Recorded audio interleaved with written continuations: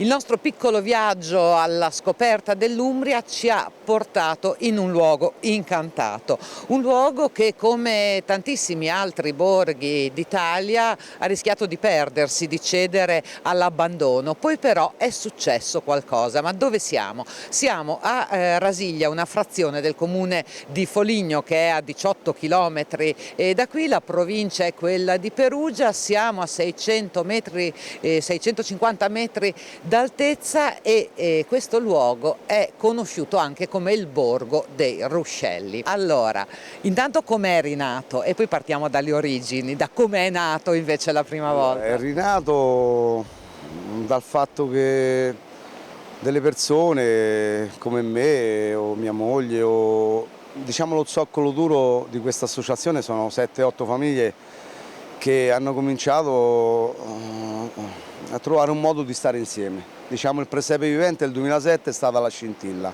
è un racconto della storia del borgo, è ambientato nei primi del Novecento. A proposito del fatto che questo borgo nei primi del Novecento era nel massimo splendore della sua storia, quasi 10 secoli.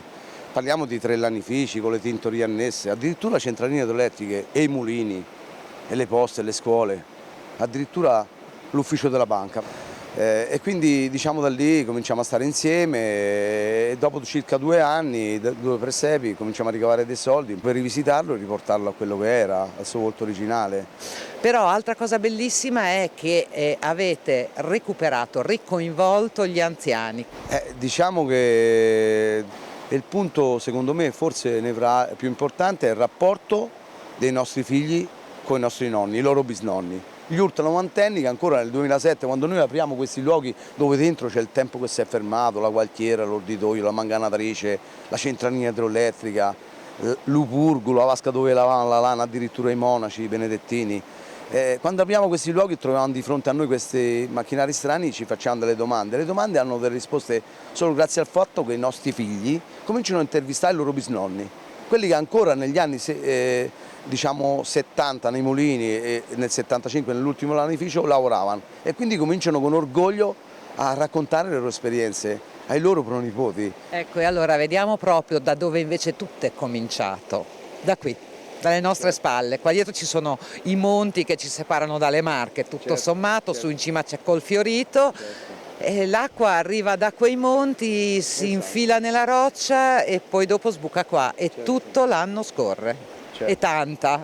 Certo, quindi parliamo dell'Appennino centrale, al confine con le Marche, ci sono una zona che noi chiamiamo Acqua Pagana, che è una grande palude, dove come fosse un grande inciottito naturale, dove le acque delle nevi sciolte o delle grandi sciolte o delle acque piovane da quelle montagne vanno a finire in quella palude, quindi poi si inabissa profondissimamente, quando esce qui dopo circa 3 mesi esce depurata, decantata, freschissima da quella porticina, da quelle spaccature all'interno di quella porta. E qui si vede benissimo che a 30 metri dalla roccia c'è la prima mano dell'uomo, che sono dei canali, quindi parliamo di chi è arrivato qui per primo, sicuramente non per primo, ma che c'è senza idiato e ha cominciato a costruire, ha costruito dei canali, vuol dire che ci voleva lavorare con quest'acqua. Quindi perciò noi parliamo non a caso dei monaci benedettini di un'abbazia che è qui vicino a noi, l'abbazia grande di Sassovio. Quelli sono i primi che danno valore a quest'acqua e ci cominciano a lavorare circa 9-10 secoli fa, nell'undicesimo secolo. E poi ci hanno creato questo paese industria, quindi parliamo di lanifici e di mulini. L'acqua viene sfruttata per lavorare la lana grezza e farla diventare coperta, o il grano cereali nei mulini per farle diventare farina. Quindi un tratto di 200 metri dove l'uomo lavora, dalla sorgente dove l'acqua si getta nel fiume c'è una pendenza di 45 metri con queste sorgenti impetuose e ovviamente essendo l'acqua prepotente con una pendenza notevole fa in modo che quei macchinari, manganatrici, gualtiere, orditoi, o telai, viaggiassero più velocemente e facessero a loro guadagnare più velocemente i soldi. Fino al 1975, questo è l'ultimo momento in cui quel grande telaio, il telaio Ciacart, si ferma del lanificio degli Accorimboni e da lì in poi ovviamente c'è il degrado. Poi nel 97 sappiamo il colpo di grazia, il terremoto e nel 2007 la rinascita. E questo è un luogo dove fin dai tempi dei benedettini probabilmente si lavorava la lana, o meglio si sbiancava, ha anche un nome particolare, gli anziani come lo chiamano? Sì, spurgare la lana e quindi loro ci raccontano questo luogo in dialetto, tra virgolette, lo dico, Lu Purgu, dove si spurgava la lana. E quindi quando abbiamo aperto qui davanti i bandoni, i pezzi di legno, ci siamo trovati davanti questa vasca e si vede bene che dalla roccia scavata entrava l'acqua e usciva contemporaneamente. Quindi veniva spurgata la lana, quella appena tosata, che arrivava sulle spalle dei muli all'interno delle balle, e poi veniva nella parte rotonda col cucchiarone di legno, acqua e soda lavata, aggredita e si sbiancava. Quindi qui veniva eseguita la prima fase della lavorazione della lana. Abbiamo fatto pochi metri, sono passati secoli di storia, perché questo alle nostre spalle è il famoso, per chi un po' conosce, se ne intende, di telaio, il telaio Jacquard. E tra l'altro elettrificato, perché questo è il bello. Noi abbiamo fatto secoli di storia nel mondo della lana, della tessitura, però nella centralina elettrica possiamo mettere a confronto la vecchia fornitura d'energia con la turbina moderna. Insomma, allora, dove ci troviamo adesso? Qui ci troviamo nel corpo centrale del lanificio degli Accorimboni. Rispetto ai tonti, gli Accorimboni sono stati meno longevi, sono arrivati nella metà dell'Ottocento, però hanno smesso per ultimi. Quindi questo lanificio ha smesso di lavorare, anzi questo telaio Jacquard si è fermato nel febbraio del 75, quando Maria, quella donna in quella foto, che ci ha lasciato da poco purtroppo, ultra novantenne, stava ultimando sta coperta con Adalgisa, ultra novantenne anche lei, viva nel borgo, che sono le nostre memorie storiche, quindi ci hanno raccontato quello che accadeva qui dentro, le loro esperienze con orgoglio, e quindi noi ora possiamo anche dire al turista come funzionava questo telaio. Questo è l'avvento della seconda rivoluzione industriale, parliamo dei primi del Novecento, quando addirittura con l'acqua si produce corrente elettrica, quindi arriva il telaio meccanico che rispetto a quello che era qui precedentemente pensate, della prima rivoluzione industriale idraulico, produceva le coperte più velocemente. Ecco, molto più velocemente, ci dice un pochino quanto per chi non è del settore, più o meno? Diciamo che questa coperta veniva prodotta nei primi del Novecento fino al 75 in 48 ore. E nella prima rivoluzione industriale per fare una coperta così invece quanto tempo ci voleva? Ci voleva quasi una settimana, si parla di 6 giorni, quindi il triplo più veloce, e questo prende il posto di quello che era qui proprio, che andava d'acqua. Quindi alle mie spalle c'è un macchinario a forma di cilindro che si chiama ortitoio vecchio, grande, che andava con l'acqua, quindi si parla di prima rivoluzione industriale. Grazie Alvaro per averci accompagnato, grazie anche per tutto il lavoro che fate, voi dell'associazione, Giovanni, Maurizio, per aver riportato Rasiglia al suo splendore e per mantenerla così come la possiamo vedere oggi. Adesso però è il momento con Gabriella di andare in Trentino, da Pinzolo con la Chiesa del Mille a Ossana con il suo castello che sovrasta la collina rocciosa abitata fin dall'età del bronzo. Ossana che è inserita nel circuito dei borghi più belli d'Italia, ma vanta anche il titolo di cieli più belli d'Italia, meta del nuovo astroturismo, e noi da Rasiglia ci ritroviamo per i saluti finali.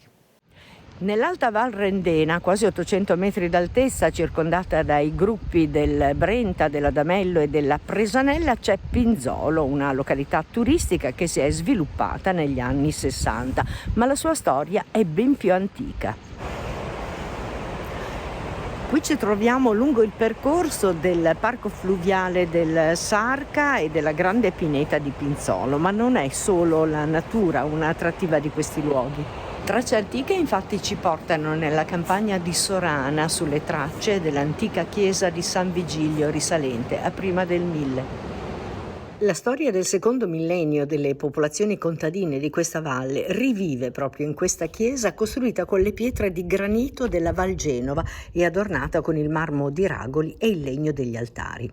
La facciata medievale è ricoperta da affreschi di epoche diverse, ma il più importante è sicuramente la famosa danza macabra di Simone Baschenis, che, come nella migliore tradizione germanica, raffigura nobili e plebei uguali di fronte alla morte. La torre campanaria sul lato ovest dell'edificio mantiene la sua originale caratteristica romanica. Il campanile possiede una campana in sol trecalante, facente parte del vecchio concerto di campane di Pinzolo. Nel parco antistante la chiesa di San Vigilio, il ricordo della Prima Guerra Mondiale. Lasciata a Sorana con la chiesa di San Vigilio, superato Cortisolo e il suo parco, imboccando la strada tutta tornanti e sormontata dalle cime delle montagne ancora innevate, si raggiunge Madonna di Campiglio. Ma andiamo ancora oltre e si arriva in Val di Sole a Ossana. Nel 1174 in un documento dei conti di Appiano si parla di Volsana, ma i nomi locali danno traccia della presenza romana, fare derivare dal latino volsus o magari un etimo come ursus, visto che l'orso era presente permanentemente nel passato. Piccolo comune della Val di Sole, 800 anime in 3 frazioni, Cusiano, Fucine e Ossana, a 1000 metri di altezza, circondato dai gruppi dell'Ortles Cebedale, dell'Adamello Presanella e delle Dolomiti del Brenta. Il borgo è dominato dal mastio del castello di San Michele, 1191, che sovrasta una collina rocciosa abitata fin dall'età del bronzo. Per tutto il Medioevo fu un fiorente villaggio, centro politico, amministrativo e religioso dell'Alta Val di Sole. La ricchezza era grazie alla lavorazione del ferro estratto dalle miniere vicine. Sono tantissime le chiese, ben 4, e tutte con affreschi dei Baschenis. E anche la Casa degli Affreschi, che è stata scoperta da poco.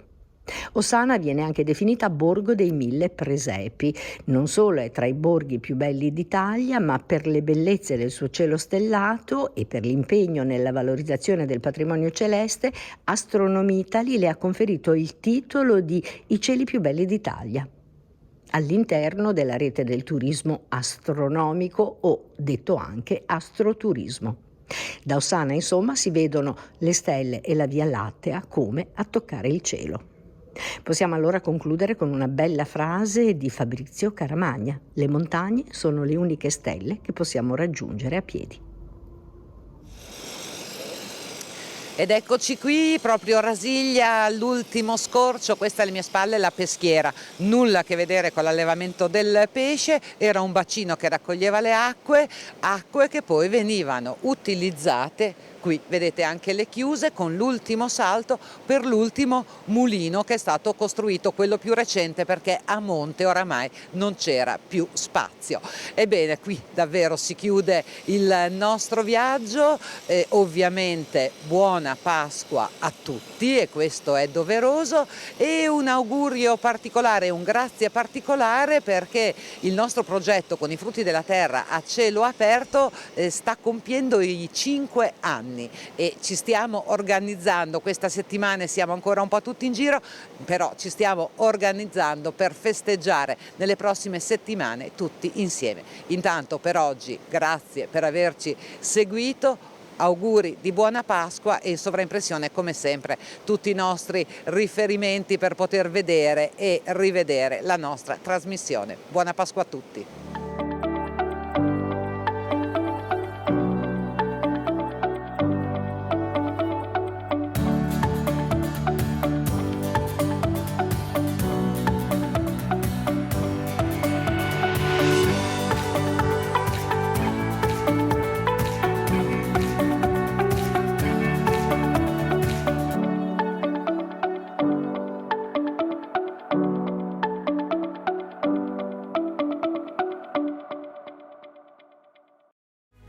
In collaborazione con